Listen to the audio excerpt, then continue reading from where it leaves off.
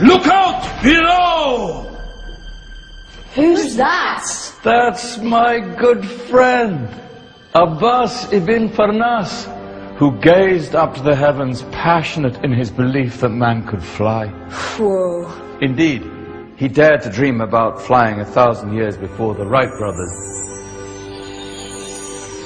Do you know you all take your jet-setting holidays for granted, so it only seems fair to remember Ages.Mp4. Stand by. I'm ready for takeoff.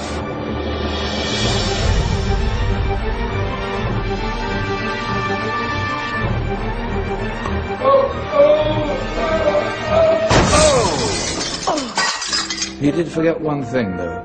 A tail, useful for landing. My back. Is there a doctor in the house? Did someone call? Ah, my old friend, why don't you introduce yourself to my young guests? I am Abul Qasim al-Zahrawi. Many call me the father of surgery. Did you actually do surgery back then? Of course we did. In fact, many of the surgical tools that I invented are still used in your modern hospitals. Excuse me, a patient needs my attention. Scalpel? I think I may need some stitches. In that case, I'll use catgut. Catgut? From the gut of animals.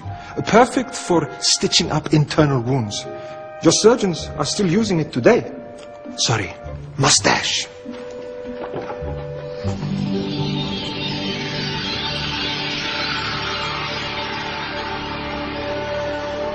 Who's she?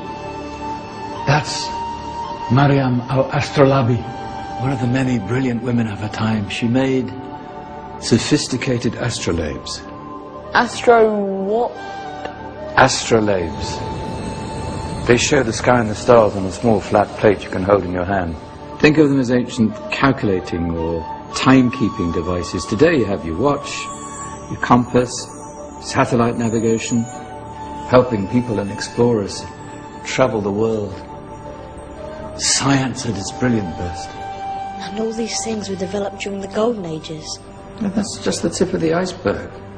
There were thousands of other inventions covering all areas of life, and in the years that followed, their influence spread across the whole of medieval Europe. So you see, it wasn't so dark after all. What about you? Me? What did you invent? Well, I don't want to be big-headed, but I made some groundbreaking advances in engineering. I suppose my most significant discovery converted rotary motion into linear motion using a crank and connecting rod. It's essential in pumps and engines.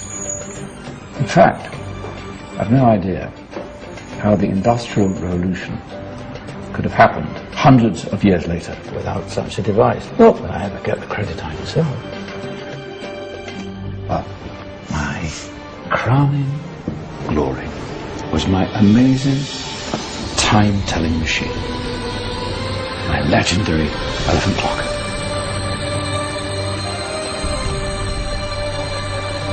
It's a clock. Yes. Dozens of components collected from different cultures around the world. Indian, Greek, Arabian, Egyptian, Chinese. Wow. A United Nations clock. That is pretty cool. Does it actually tell the time? Wow, yes, of course. If it wasn't for me, thousands of people would be late for everything.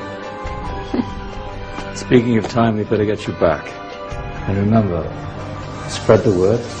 This is a golden age, and I've only shown you a tiny part of this wondrous time. There are countless other scientists and inventions directly connected to your modern world. You're just going to have to find out for yourselves.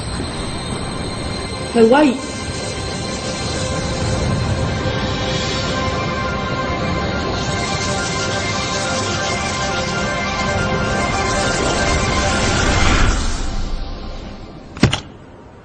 Whoa.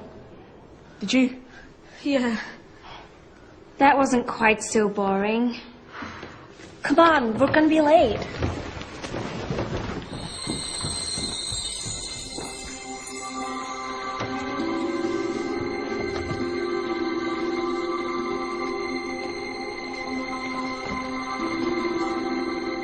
So, what have we learned?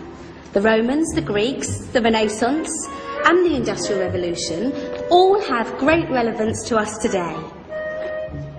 Where's Tony's group? Just there, miss. Ah, our intrepid Dark Ages group. You probably had a much harder time finding any connections with the modern world. Actually, miss, that's not strictly true.